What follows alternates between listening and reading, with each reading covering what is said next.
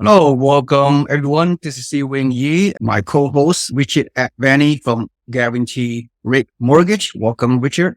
We have a very busy day, so let's get to the point and a lot of things to discuss. And Richard, you have done investment loans for not only my investors, for many other investors who entered this market 2 or 3 or 4 years ago. And what your experience working your investment loan clients? My experience has been very similar. Massive appreciation, massive increases in actual rent and cash flow.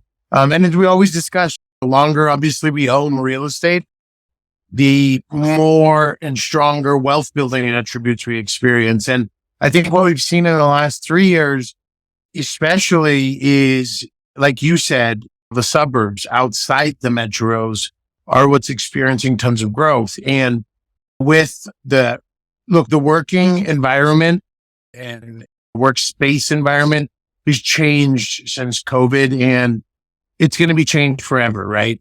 Companies have gotten comfortable and used to remote work. Employees, the public have gotten used to remote work. And what that means is obviously it opens up a lot of other areas for living and for growth that normally weren't high growth areas just because there weren't a lot of people coming there. Now, given that people don't need to commute to work every day, they have more and more options. And coincidentally, at least what Seewing preaches and what most of what I bought in the last decade, just where the rent versus the purchase price cash flow makes sense, has coincidentally been the suburbs, right?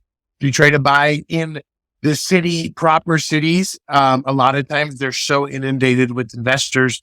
Not only is it hard to get a deal, you end up buying so high that you're not experiencing that cash flow. So what do? We go 10, 20, 30 miles out of the metro and buy properties in the suburbs. Now, what's worked great for us is with the work from home and with COVID and people moving to the suburbs, places that already worked for us as investors, those places are experiencing huge growth. And that growth is going to continue. And that's, you'll note even on the examples that Seewing gave, is a lot of time we're seeing higher growth in appreciation and higher growth in rent in the suburbs versus the metros, right? So opposite of what we've seen in the past. And once again, coincidentally, those are the types of properties that would work for us as investors as well. Now, the funny thing is, I think you need to start your next webinar needs to be titled, I Told You, because if the audience watching, if you go back over the last year and a half of webinars that Seewing and I have done together,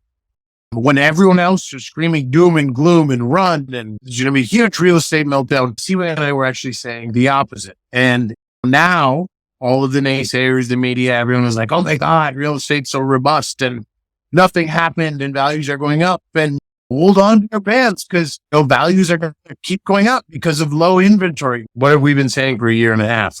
That get away from this doom and gloom. The major problem that we're experiencing is inventory, and that is not going to be solved for at least a decade. We're way short on homes.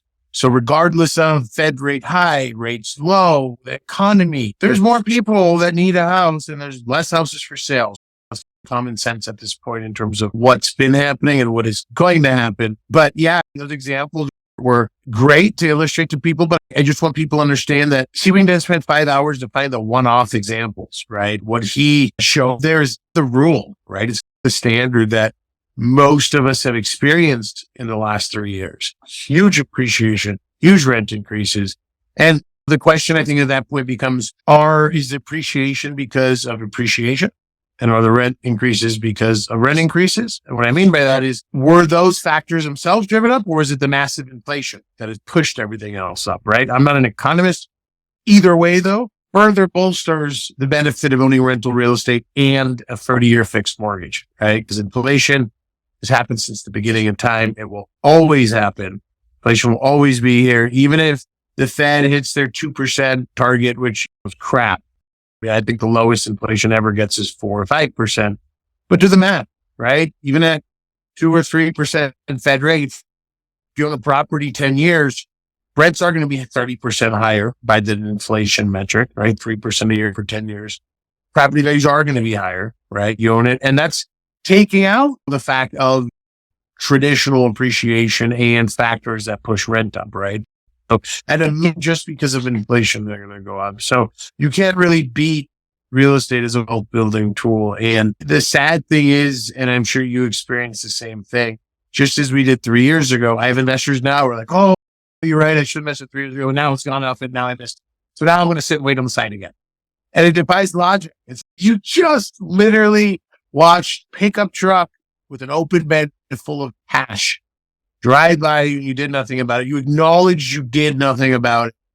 And here you are telling me that you're seeing another pickup truck full of cash driving by and you're just going to sit there because you made the mistake the first time. So it makes sense to make the mistake the second time. Or maybe you won't make the mistake. Or maybe now the market will crash. Or you missed the wave. Guys, people said that 6-7 years after the last crash. Was doing mid 2015, 2016. People are like, oh, we're going to take our profits and run. Everything's gone up. It's not going to go up anymore. What has continued happening, right? Don't wait to buy real estate in a way. Dollar cost average with real estate like you do every other type of investment. It makes sense. If you have money to buy 5 houses right now, okay, maybe don't go buy 5 right away. Buy 1 now, buy 1 in 4 months, buy 1 in 4 months after that. Guess what you're doing? You're buying at every point in the market. You're buying whether it's, so if your fear is, hey, they're going to drop, well, great.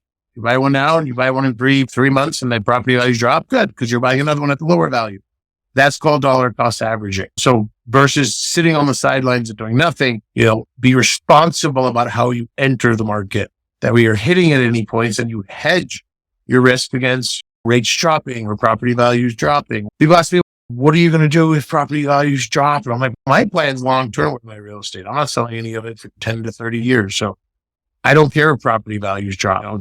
Does it make you worried? I mean, it makes me excited because if property values drop, I'm going to go buy more property. It takes them a second to realize what I'm saying. They're like, what do you mean? Well, don't you own a lot of real estate? Yeah, but I'm not selling any of it, so I don't care what some guy writes on a piece of paper and says my home is worth. Because I'm not trying to sell it. It doesn't matter. But what does matter is, hey, if values go down, I can get a better deal, then yeah, I'm going to buy more. So having that shift in how people think and how people analyze is very important.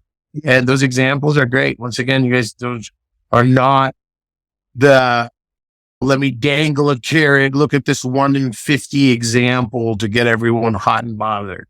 It's not what that is. That is what he showed was almost the standard of what's happened across the country, which is crazy. Think of how much money you left on the table by doing nothing. Thank you so much, Richard Avani. Thank you for your great analysis. With that said, nothing more we need to say. Hopefully you enjoyed this presentation. And this is Seewing Yi and Richard Avani. Thank you for watching. We'll see you next time. Have a nice day. Bye-bye.